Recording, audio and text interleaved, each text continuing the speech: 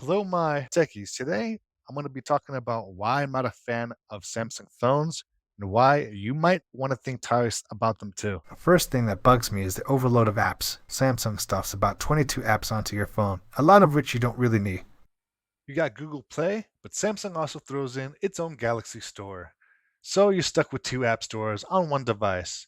You got Google Assistant? Well, Samsung also gives you Bixby. You might like using your go-to browser, like Chrome or Brave, but Samsung insists on adding its own Samsung Internet. The same story with Google Pay and Samsung Wallet. The list keeps going, adding up to around 22 pre-installed apps, most of which are just taking up space. To make things worse, your carrier also adds its own apps. And keep in mind, we're not talking about cheap phones here, but devices that can cost up to $2,000, yet they're crammed with unnecessary apps. This brings me to my next point.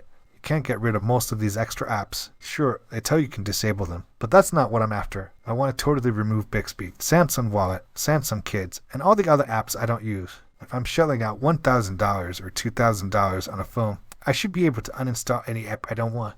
By forcing these apps on me and not letting me remove them, it makes a high-end phone feel like a cheap one. Samsung often advertises their top-tier phones as having Snapdragon processor, but they often come with Exynos chips instead. They usually sell these phones with the less powerful Exynos chips in places like Asia, Europe, and the Middle East. Meanwhile, the models with the stronger Snapdragon chips are mainly sold in the Americas. Lastly, the durability of many Samsung phones is often questionable. Remember back in 2016, when Samsung had to recall 2.5 million Galaxy Note 7 phones because they were exploded and catching fire. They put a lot of effort into marketing to try and change this image. However, I have a Samsung Fold 4, a foldable phone, which stopped working in less than a year. Luckily, Samsung honored their warranty. My wife also had a Samsung flip phone that broke down around the same time, just before the 1-year mark. Thankfully, it was still under warranty. Samsung fixed and returned our phones. But it does make you wonder about the quality of a phone that costs $2,000. So if you're looking for a Samsung alternative, I'd suggest checking out other phones,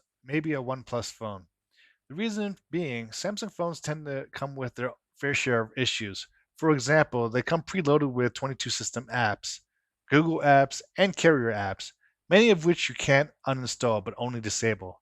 The purpose of this disabling feature is unclear, but it's definitely not the same as totally removing the app, which is what most people would prefer. Plus, there's the issue of inconsistent quality. With Samsung, you're never quite sure if you're going to get a phone with a Snapdragon chip or Exynos chip, the latter of which, in my opinion, is not as good. It's a lot uncertain and potential hassle for a phone from a company whose reputation is a bit shaky. So, why not think about an alternative phone manufacturer, at least with them? You know exactly what you're getting. The apps that come with the phone are clear and upfront, and the cost is usually lower. With Samsung, you're basically paying extra for the brand name.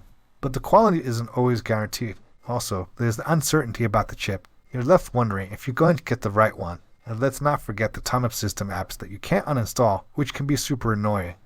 So to avoid all this drama and hassle, I'd recommend looking into other phone manufacturers. Don't limit yourself to one brand. This approach gives you more options and could save you a lot of trouble in the long run.